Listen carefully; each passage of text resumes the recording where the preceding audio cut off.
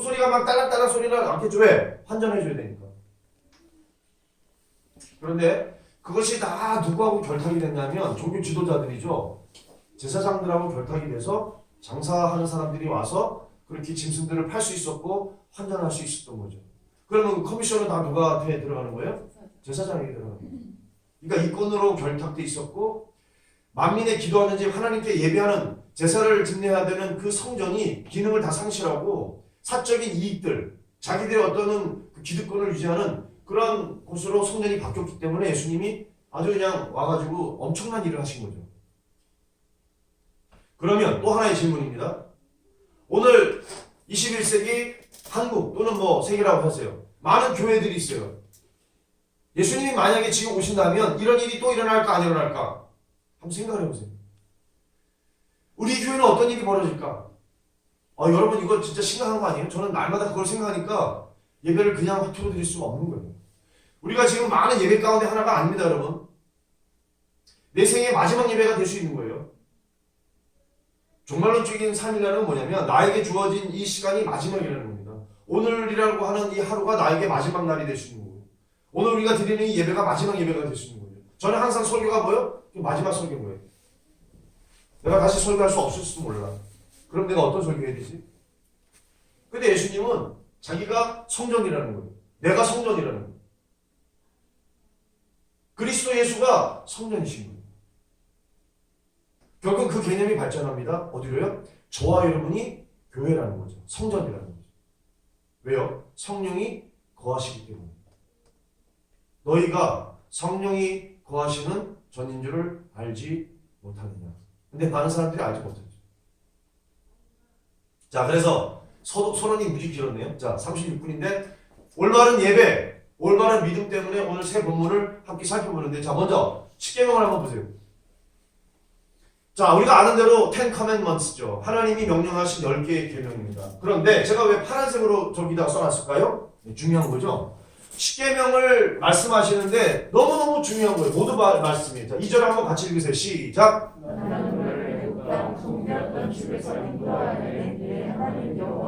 하나님이 자기를 이스라엘 백성들에게 뭐라고 말씀하시면 나는 너를, 자, 모세와 이스라엘 민족입니다. 애굽 땅이라는 것은 430년 동안 종살이 당하던, 파라오의 학점 가운데 종살이하던, 국고성을 짓고 무슨 뭐 피라미드를 짓고 그렇게 봉사했던 그곳이 바로 애굽 땅 아닙니까? 430년 동안 종살이하던 집에서 너를 인도해야 네 하나님 여호와다라고 자기 자신을 말씀하셨어요. 나는 이런 하나님이기 때문에 이렇게 말할 자격이 있고 너희가 내가 명하는 명령을 지켜야 된다. 10가지 명령을 주신 거죠. 네. 첫 번째 뭐예요? 3절. 너는 나 외에는 다른 신들을 내게 두지 마라. 다시 말하면 유일신 하나님. 하나님은 유일하신 하나님. 그 말씀하십니다. 그런데 이스라엘도 실패해요. 그죠? 금송아지 형상을 만들고 절하고 경배했습니다. 자, 4절 같이 읽으세요. 시작. 너를 위하여 새긴 우상을 만들지 말고 어떤 형상, 또 위로 하늘에 있는 것, 아래로 땅에 있는 것, 땅 아래 물속에 있는 것을 어떤 형상도 만들지 말라. 왜 그래요? 하나님은 영이시기 때문에. 영이신 하나님, 눈에 보이지 않는 하나님인데 안 보이는 하나님을 자꾸 눈에 보이는 걸로 만드는 게 뭐예요? 우상이에요. 그게 개구리 모양이 됐든 뭐 소 모양이 됐든 새 모양이 됐든 장수 풍뎅이 문양이 됐든 다 우상이에요. 하나님은 그것을 싫어하시는 거예요. 하나님은 영이시면서 인격의 영이시니까 인격적인 하나님이니까 저와 여러분이 오늘 이 예배 가운데 인격적으로 만나기를 원하세요. 어떤 형식적인 구약의 제사처럼 그렇게 종교의 형식을 따라서 어떤 순서를 따라서 제2 절차를 따라서 하는 예배가 아니라 참 인격의 영이신 하나님이 여기 내주하실 때, 임재하실 때 내 인격이 그것에 반응하고 하나님을 만나고 하나님을 찾다가 하나님과 어떻게 교제하는 거죠. 하나님과의 사귐이 있는 그 예배, 그것을 말씀하시는 거예요. 만약 그렇지 않다면 그 예배는 뭐예요? 헛된 예배예요. 왜? 하나님 경험이 없으니까. 하나님을 만난 체험이 없으니까. 하나님 임재의 경험이 없는 예배라면 그거는 헛예배예요. 5절도 한번 읽으세요. 같이 읽으세요. 5절 시작. 그것들에게 절하지 말며 그것들을 섬기지 말라. 왜 그러냐? 나 내 하나님 여호와는 어떤 하나님이에요? 질투하는 하나님인즉 나를 미워하는 자의 죄를 갚되 아버지로부터 아들에게로 3, 4대까지 하거니와. 그러면 뭐예요? 그러면 하나님께서 말씀하시는 건 뭐냐면 우상을 만들어 놓고 우상을 섬겨라, 우상을 절하라, 그거 안 되는 거죠. 우상을 섬기지 말고 우상들에게 절하지 말고. 왜? 하나님은 질투하는 하나님이라는 거요. 질투라는 건 어떤 게 선행되는 거예요? 사랑이라는 게 선행되는 거예요. 사랑하는 사이기 때문에 내가 사랑하는 사람을 다른 사람이 넘보거나 그러면 질투하는 거예요. 만약 사랑하지 않는다면 질투라는 거는 존재할 수 없어요. 그래서 하나님이 나는 질투하는 하나님이다 라고 말씀하시는 건 뭐냐면 하나님과 이스라엘 백성 사이에 사랑을 말씀하시는 거예요. 사랑의 대상이 이스라엘 족속이에요. 이스라엘 민족을 하나님이 사랑하시는 거예요. 그래서 하나님 6주에서 이렇게 말씀하세요. 나를 사랑하고 내 계명, 하나님의 말씀 율법이죠. 구약 전체를 말하는 거예요. 계명을 지키는 자에게는 하나님이 어떻게 하시냐면 천대까지 은혜를 베푸신다. 이게 약속이에요. 그 다음 7절. 자, 3계명이죠. 읽어보세요. 7절 읽으세요. 시작.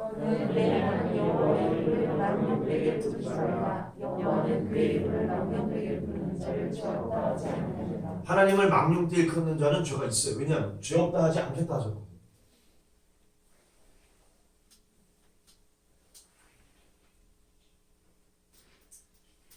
제4계명 안식일 계명인데 8절에서 이렇게 말합니다. 안식일을 기억하여 거룩하게 지켜라. 이게 명령이니까 하나님은 어떤 하나님이에요? 이스라엘을 해방시킨 하나님이기 때문에 이 명령을 하시는 거예요. 참 안식은 하나님께 있는 거죠.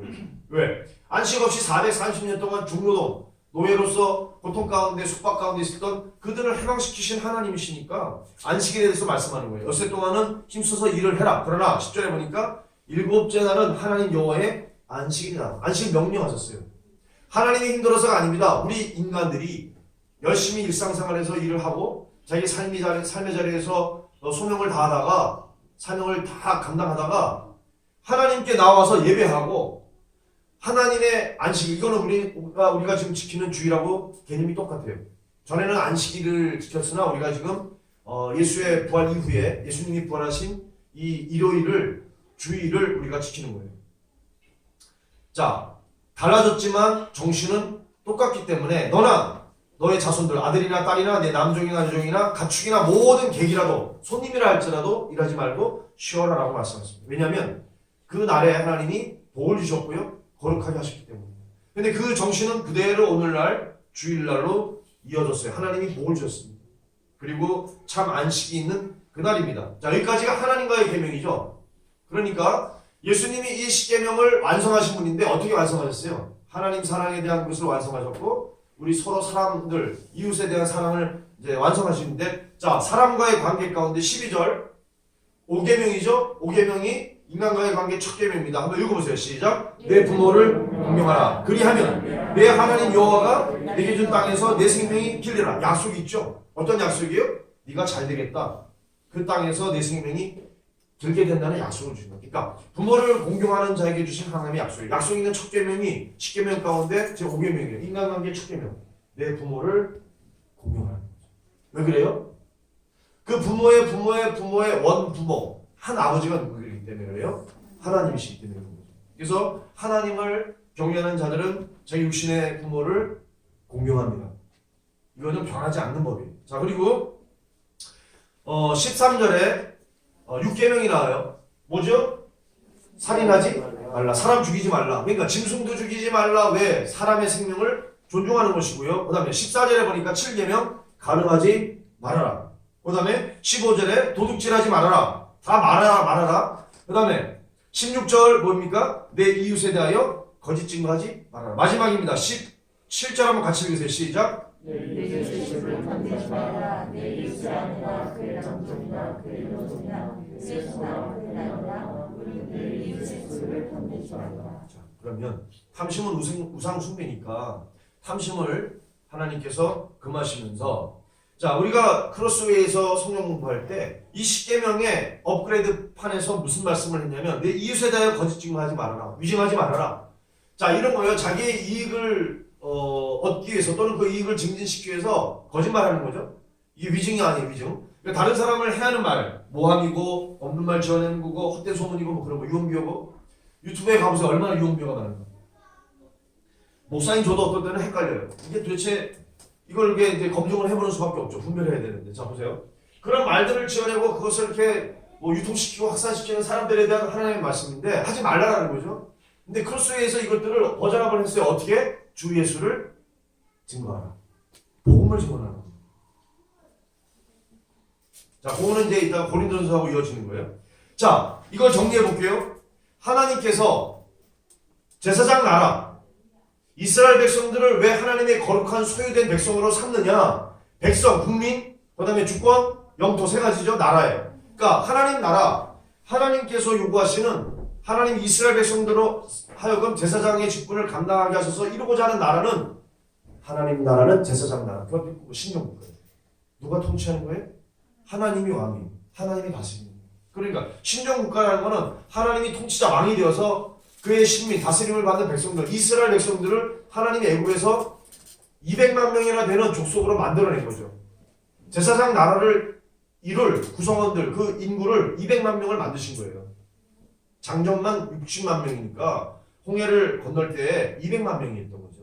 그 사람들이 뭐예요? 가나안에 들어가서 하나님 나라를 이룰 국민이죠. 백성들. 그러니까 이스라엘 국민들, 그 다음에 영토는 어디예요? 적과 꿀이 흐르는 땅 가나안. 근데 마지막으로 주권이 문제예요. 주권이 누구냐? 하나님이에요. 하나님께 주권이 있는 거예요. 왜? 이걸 어떻게 할 수 있느냐? 이 십계명이라는 건 결국 율법의 핵심이라고 제가 써놓은 이유가 뭐냐면 이 율법이 뭐예요? 이 나라를 다스리는 법이 그건. 대한민국은 민주공화국이다. 헌법 제1장 1조죠. 그러면 1조항 그것을 근거로 한 우리나라 대한민국 국호가 있고 정치가 있고 뭐 경제가 있고 사회 문화가 있다라면 이 나라의 핵심, 대한민국의 핵심은 뭐예요? 헌법이에요. 대한민국 헌법. 그러니까 제사장 나라인 하나님 나라의 근간, 그 법의 핵심이 바로 십계명입니다. 근데 문제는 뭐냐면 이 십계명을 올바로 이해하고 이 율법의 정신을 그대로 사람들이 구현해냈냐? 그렇지 않아요. 형식적으로, 그 다음에 그 정신은 망각한 채 문자적으로 잘못 적용하고 그것들을 적용하는 그 예 때문에 결국은 어떤 일이 터졌느냐? 자, 두 번째로 넘어가 보세요. 성전을 왜 예수님이 정할 수밖에 없었는가 하는 거예요. 자, 때가 나옵니다. 6월절 절기죠. 6월절은 무엇과 관계가 있죠? 출애굽과 관계가 있죠. 자, 출애굽 때 생각해 보세요. 10가지 재앙. 10가지 재앙. 누구에게 내린 거죠? 애굽에게 내린 거죠. 왜? 애굽의 이스라엘 백성들이 지금 볼모로 잡혀와서 430년 동안 종살이하는 가운데 이제는 요셉을 알지 못하는 후대 왕들이 쭉 몇 년 이어졌겠죠. 그러면서 이들이 완전히 종살이를 하는데 자, 이들을 이제 놔달라고 나온 사람이 누구예요? 모세죠, 모세. 모세가 어느 날 애굽 궁정에 들어와서 애굽 왕 바로를 만납니다. 그리고 뭐라 그래요? Let my people go. 내 백성을 내놔라, 가게 하라. 왜? 하나님께 제사하러 가야 된다. 안 된다고 그러죠. No. 그래서 10번의 재앙인데 마지막 10번째 재앙이 뭐예요? 모든 초태생의 죽음이죠. 그러니까 애굽 왕 바로의 장자, 마다들로부터 해서 모든 백성들, 애굽의 백성들 그리고 그들이 갖고 있었던 짐승의 일까지 모든 초태생이 다 죽어요. 왜냐면 첫 번째 뭐예요? 낡은 물이 피로 바뀌고 그 다음에 개구리가 나오고 뭐 이가 막 창궐하고 뭐 이랬잖아요. 파리떼가 들끓고 여러 재난 가운데 이 고난들을 에집트가 당하면서도 결국 뭐예요? 하나님께 반항하죠. 순종하지 않다가 마지막으로 초태생 장자들이 다 죽고 나자 결국은 보냅니다. 자, 그럴 때 이스라엘은 장자의 죽음을 당하지 않았죠. 왜? 그것이 관계 있는 게 6월절이죠. 하나님의 천사들이 고센 지방에 있었던 이스라엘 백성들의 그 장자들은 죽이지 않고 넘어갔기 때문에 과월, 패스오버, 6월절이라고 하는 말이 나오는 거죠. 과월절이라고 하기도 하고 6월절이라고도 하고 저게 카톨릭에서는 파스카라고 하는 거예요. 파스카. 자, 그러니까 이 6월절 절기하고 지금 관계가 있는 거죠. 하나님의 구원 계획입니다. 그리고 그 구원 계획을 누가 이루신 거예요? 예수님이 자기가 희생양이 된 거죠. 6월절 어린 양으로 죽임을 당하신 십자가의 사건을 말씀하는 거예요. 그러니까 자, 예루살렘으로 예수님이 오셨어요. 왜냐하면 이스라엘 성인 남자가 세 절기를 지키죠. 뭐 지켜요? 6월절, 17절, 장막절. 이 세 가지 절기 중에 하나의 6월절입니다. 자, 그런데 성전 안을 이제 카메라가 딱 비춰요. 14절에 보니까 성전 안에서 성전 안에 어떤 모양이 보세요. 자, 소 보이세요? 소가 보여야 됩니다. 자, 어떤 소죠? 하나님께 제사 드릴 때 쓰이는 제물의 소예요. 양이 보이세요? 네, 보여야 됩니다. 양떼들.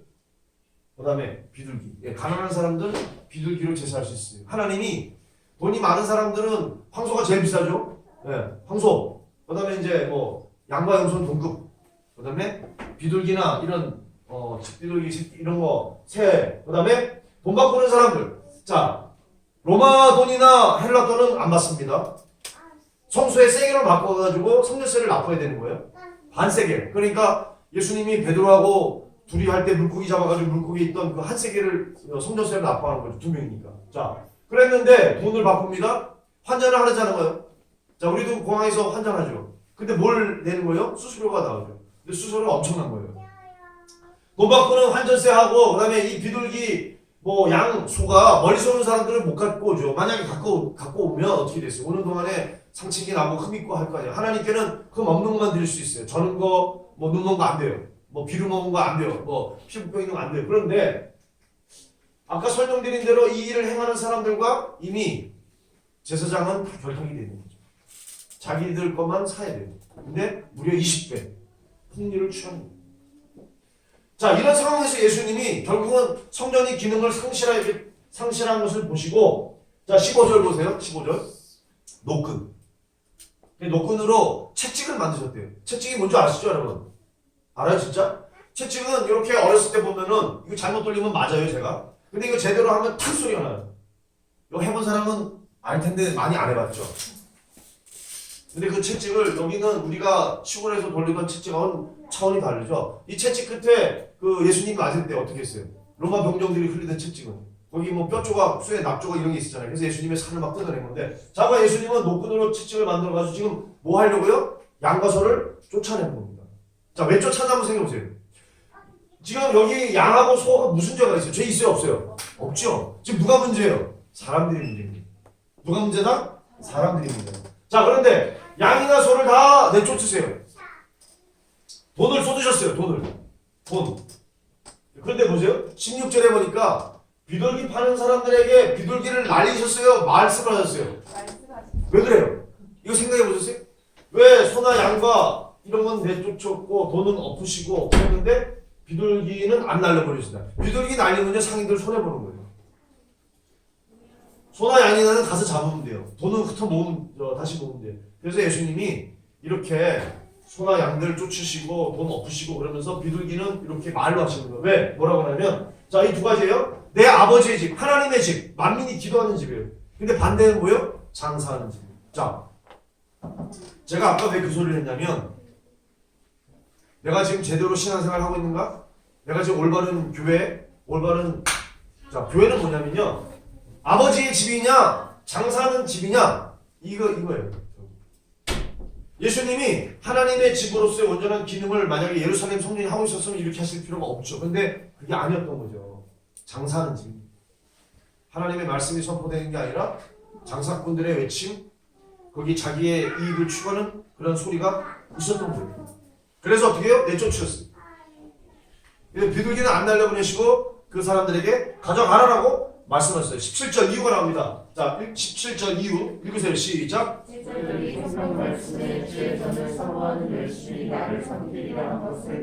어떤 열심이냐면 이사야 69장 6절에 기록된 말씀이에요. 이사야가 뭐라고 그랬냐면 주의 전을 사모하는 열심이 나를 삼키리라. 예수님이 이 열정, 주님의 성전, 하나님의 성전을 사모하는 그 열정이 딱 주님을 사로잡았어요. 그 열심이 이렇게 된 거를 제자들이 생각했던 거, 기억한 거예요. 그러면서 18절에 보니까 이 사람들이 예수님에게 묻습니다. 네가 이런 일을 행한다. 이거 메시아가 행하는 일입니다. 메시아의 표적이. 그런데 무슨 표적을 우리에게 보이겠냐? 너가 만약에 메시아로서 이 일을 행한다면 메시아로서의 표적을 우리에게 보여라. 이거 유대인들이 원하는 거죠. 유대인들. 표적을 원하는 거죠. 예수님이 나중에 뭐라고 말씀하시냐면 나는 요나의 표적밖에 너에게 보일 표적이 없다. 자, 요한복음에 의하면 첫 표적이 어떤 거예요?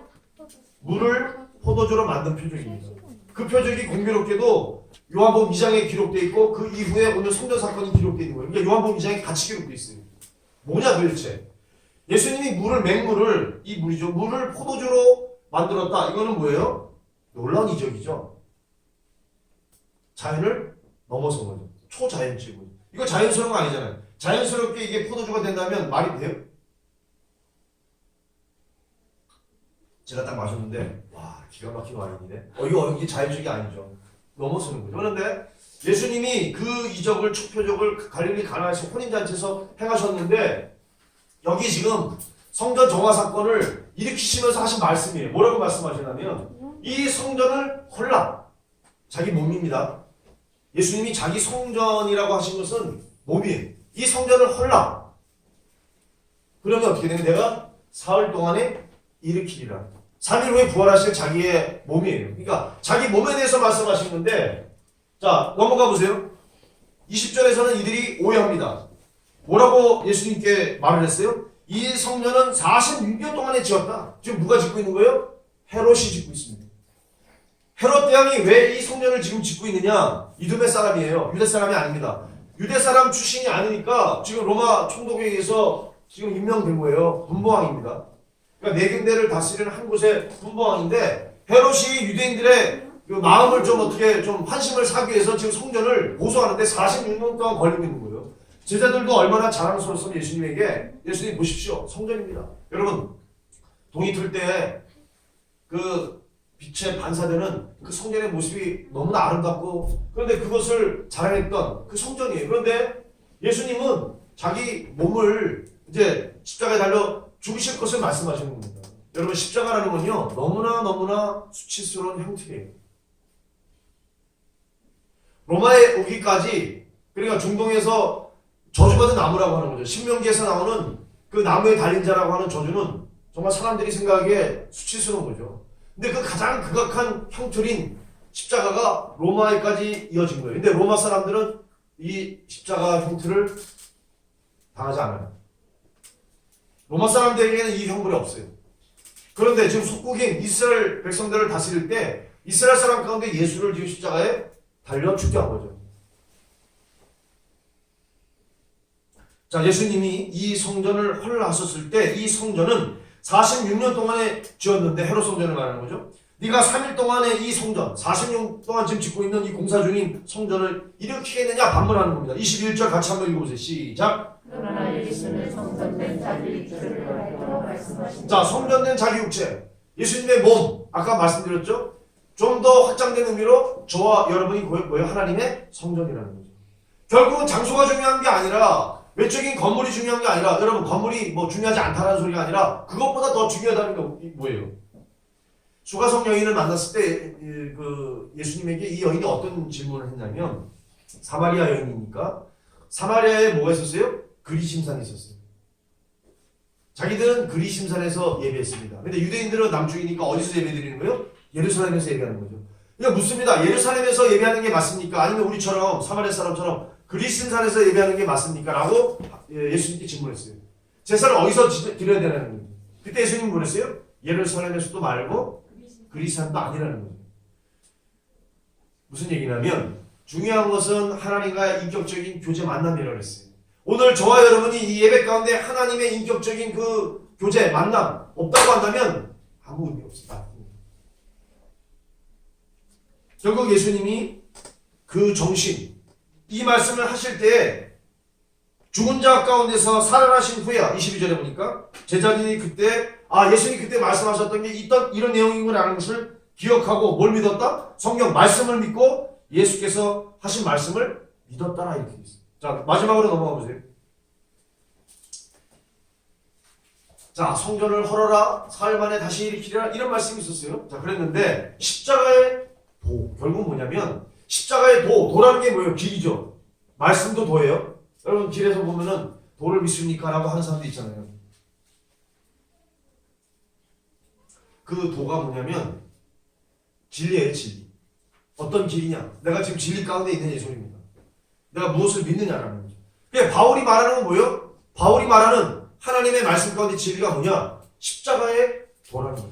그렇게 수치스러운 형벌 틀인 십자가에 달려 죽으신 예수 그리스도가 결국 구원의 주체라는 것을 말하는 거예요. 십자가의 도가 예수 믿는 길이 자 멸망받는 사람들, 지옥 가는 사람들입니다. 자 그런 사람들이 보기에는 예수가 너무나 우스운 거예요. 왜? 수치스러운 형벌 틀에 달려 죽은 사람이에요. 그러니까 거리끼는 것입니다. 미련한 것입니다. 그런데 보세요. 구원을 받는 자들에게는 십자가의 도가 뭐가 된다고요? 하나님의 능력입니다. 그러니까 하나님의 능력이라는 게 뭐냐면 구원을 주실 수 있는 하나님의 두나미스 능력이 뭐냐? 십자가를 믿는 자라는 거예요. 십자가를 믿는 믿음이 십자가의 도입니다.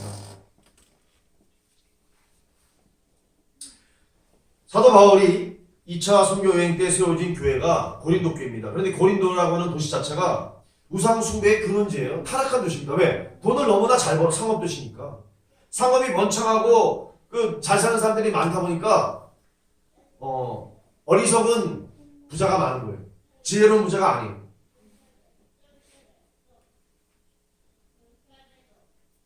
고린도에 있었던 교회, 고린도 교회.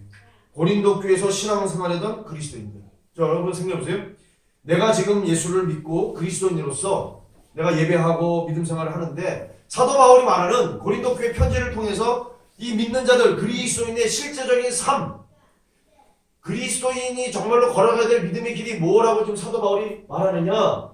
자, 19절 한번 보세요.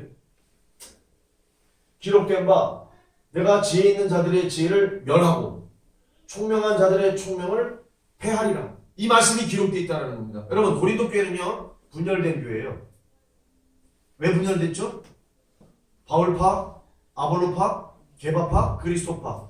예수를 믿는데 믿는 그리스도인들이 교회 안에서 서로 갈등을 일으키고 분파가 생겼어요. 교회가 갈라지는 거예요. 근데 여러분 잘 들어보세요.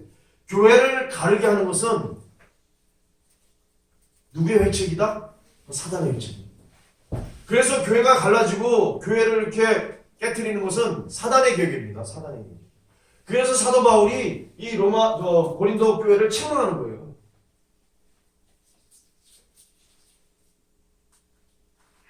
자, 20절 보세요.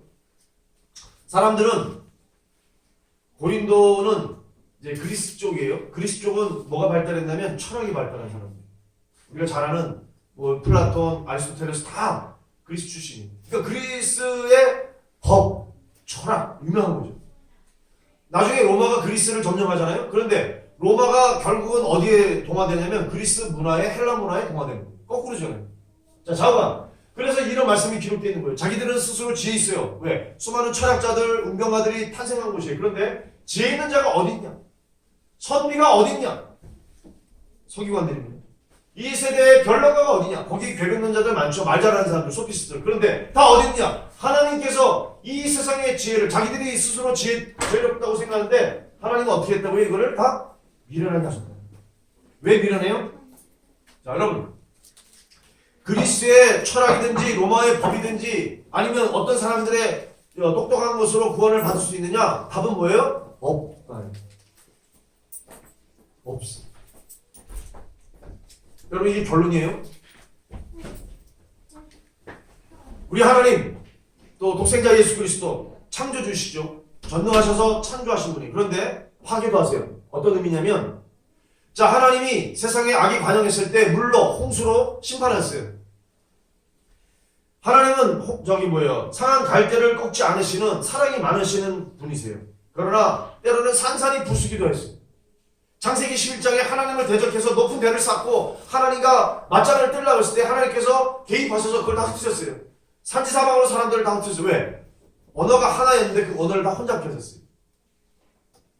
그러니 지금 머리가 아프죠. 우리가 영어 해야죠, 일본어 해야죠, 헬라어 해야죠, 히브리어 해야죠, 라틴어 해야죠. 공부하려니까 머리가 아프지. 자, 그런데 오늘 요한복음에서는 예수님이 성전을 청결케 하셨고 지금 사도 바울은 십자가의 도를 말하고 있어요. 인간들이 보기에는 어리석어요. 여러분 전도가 얼마나 어리석어요. 미련하죠. 사람들이 하는 말 들어보세요. 지금 전도가 안 되는 시대라. 맞아요. 전도 안 돼. 왜 그래요? 예수 믿는 사람들이 예수 믿는 사람답게 안 살아요. 교회가 교회답지 않아서 그래요. 성도들이 성도답지 않아요. 목사가 목사답지 않아서 그래요. 지금 제 얘기하는 거예요. 너무나 안타까워요. 그러니까 만약에 주님이 지금 오늘 이 시간에 대한민국에 오신다면 그야말로 부서질 교회들이 많은 거죠. 박살날 교회들이 많은 거예요. 그리고 뭐라고 예수님이 그러실 거냐? 내가 너희를 도무지 모르겠다. 나를 떠나라라고 말씀하실 거예요. 자, 예수님은 실제로 성전을 허물은 거 아니에요. 그러나 그 성전을 지탱하고 있는 그들의 시스템이죠. 그 대사장과 또 그 뭐 기득권을 가진 사람들이 결탁하고 그것을 둘러싸는 많은 뭐예요? 그 시스템이에요. 경제 시스템. 거기서 이익을 얻고 하는 것들을 뭐예요? 다 거부하신 거예요. 온몸으로 거부했어요. 그런데 생각해보세요. 이게 얼마 동안 이어져 보여? 계속해서 대사장 대대로 다 승계된 거죠. 대학 세습됐던 거 아닙니까? 그들만의 리그, 대제사장들만의 그런 체계를 이루어서 아무도 거기에다가 이의를 제기하는 사람이 없었어요. 그런데 이것을 주님 보시기에는 너무나 성전의 기능과 동떨어져 있는 거예요. 아무도 이의를 제기한 사람이 없지만 이스라엘 사람이나 유대교를 믿는 사람들이라면 다 당연한 걸로 여겼지만 그래서 돈이 오가고 애꿎은 짐승들이 헛되게 목숨을 잃고 그러나 그런 의미가 주님 보시기에는 아무것도 아니었던 거예요. 왜? 잘못된 예배였고 헛된 희생이었기 때문에 그래. 온갖 그들의 인간의 사리사욕으로 점철된 그런 제의, 성경 제의를 주님이 용납할 수가 없었다는 거예요. 그래서 산산이 다 부서진 거예요. 결국은 사단이 교회를 분열을 가져오고 자기들의 어떤 이익을 따라가서 이합집산하는 그런 모습과 다른 겁니다. 주님이 행하셨던 것은 혼란을 위한 것이 아니에요. 그런 파괴가 아닙니다. 하나님으로 다시 돌아가고 하나님 중심이고 하나님을 향한 열정과 사랑을 되살리기 위해서 하신 일이에요. 자, 넘겨보세요. 21절. 하나님의 지혜에 있어서는 사람의 지혜하고 다르죠. 자, 지금 대비시킵니다. 세상의 지혜, 사람들의 지혜와 하나님의 지혜. 이 세상에 속한 지혜입니다. 우리가 생각하는 어떤 뭐 계획 또는 플랜, 어떤 우리의 경험으로부터 바탕난 이런 것들이에요. 자기 지혜로 하나님을 알 수 있을까요? 모를까요? 몰라요. 여러분, 아무리 우리가 정치가 발달하고 법이 발달하고 어떤 철학이 사상이 발달한다 할지라도 이 세상의 지혜로는 하나님을 도무지 알 수가 없어요.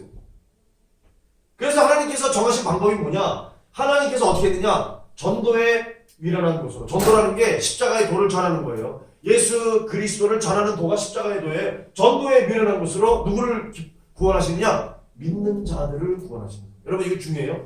성경에다 어디다 표시를 해놓으세요. 믿는 자들을 구원하기를 기뻐하시는 하나님. 온 열방의 사람들을 다 구원하시기를 하나님 기뻐하시지만 결국 누구를 구원하냐? 믿는 자들이 구원됩니다. 이건 변할 수 없어요.